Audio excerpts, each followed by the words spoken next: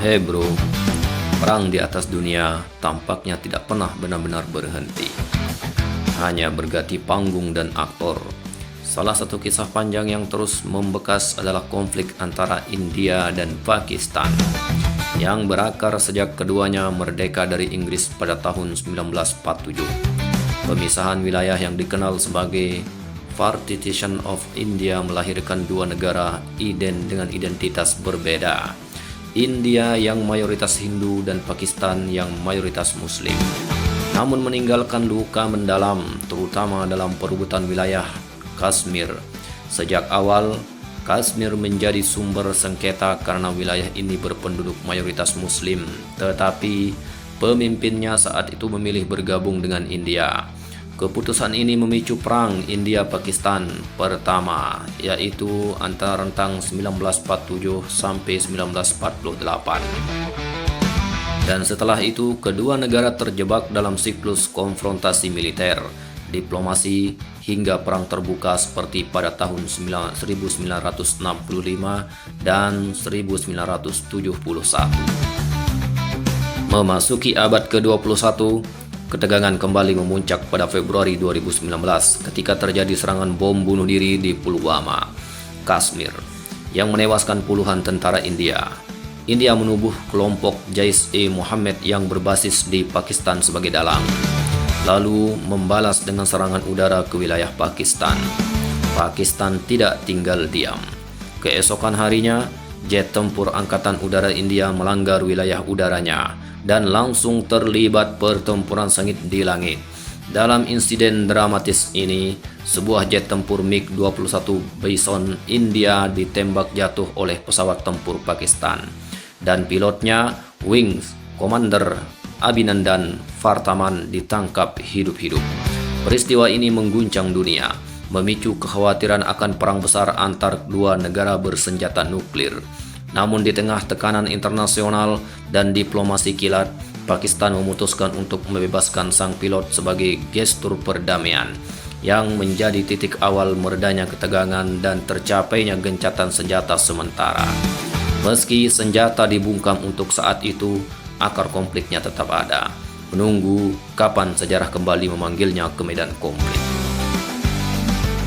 Kemudian konflik kembali memanas. Konflik yang bermula dari partition dan perebutan Kashmir berlanjut ke puncaknya pada tahun 2025, dipicu oleh serangan teroris berdarah di Pahalgam, Jammu dan Kashmir, tanggal 22 April 2025 yang menewaskan puluhan wisatawan India. Insiden itu menjadi pemicu eskalasi serius antara kedua negara yang bersenjata nuklir. Pertama, terjadi eskalasi militer dan operasi besar. Menanggapi serangan teroris, India meluncurkan Operation Sindoor pada 7 Mei 2025. Serangan presisi dengan rudal dan drone ke beberapa titik di Pakistan, termasuk yang diduga sebagai infrastruktur teroris, serta sasaran di wilayah Pakistan yang dikuasai Pakistan. Pakistan menganggap tindakan itu sebagai agresi serius, memicu balasan melalui Operasi Bunyan Marsos. Beberapa hari kemudian, selama 4 hari pertempuran, kedua negara terlibat dalam pertempuran udara dan serangan lintas perbatasan yang masif, sering menggunakan teknologi drone, misil, dan perang elektronik dalam skala penuh pernah terjadi sebelumnya di kawasan ini. Karena perang pada saat ini sudah mendapatkan teknologi yang lebih mutakhir, termasuk teknologi drone, rudal, dan pesawat-pesawat tempur yang canggih yang dimiliki kedua negara saling baku hantam di langit masing-masing. Kedua, terjadi baku hantam di udara dan ada jet tempur yang jatuh. Konfrontasi udara tercatat besar. Sekitar 125 jet tempur melibatkan saling serang misil jarak jauh dari kedua sisi. Pakistan mengklaim berhasil menembak jatuh beberapa jet India termasuk Rafale, MiG-29, Su-30 MKI, dan Mirage 2000. Sebaliknya, India kemudian membantah sebagian klaim ini meski adanya informasi tak resmi dari pihak Prancis bahwa setidaknya 3 jet termasuk Rafale dan Mirage 2000 jatuh. Yang ketiga, kill chain dan teknologi Tiongkok yang berpartisipasi dalam pertempuran ini. Kunci kemenangan Pakistan dalam dogfight tersebut diyakini berasal dari penggunaan jet J-10C berbasis teknologi Tiongkok dan misil VL-15 jarak jauh, yaitu kurang lebih 200 km. Serta integrasi sistem data Link 17 menggabungkan intelijen dari udara, darat, dan antariksa untuk keunggulan situasional. Ini menjadi momen penting bagi efektivitas jaringan tempur Tiongkok di lapangan yang digunakan oleh Pakistan. Selanjutnya, yang keempat adalah terjadi gencatan senjata dan dampak non-militer bagi kedua negara.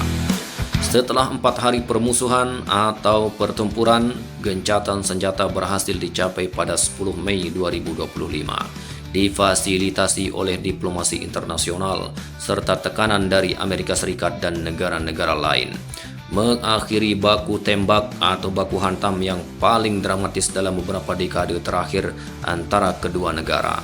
Namun, ketegangan tidak sepenuhnya mereda.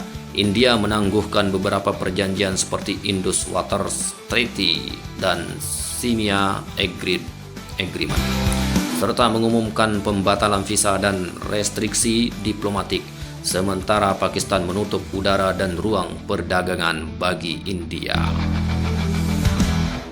Jadi, konflik India-Pakistan dalam tahun 2025 membawa perang bilateral ke level modern.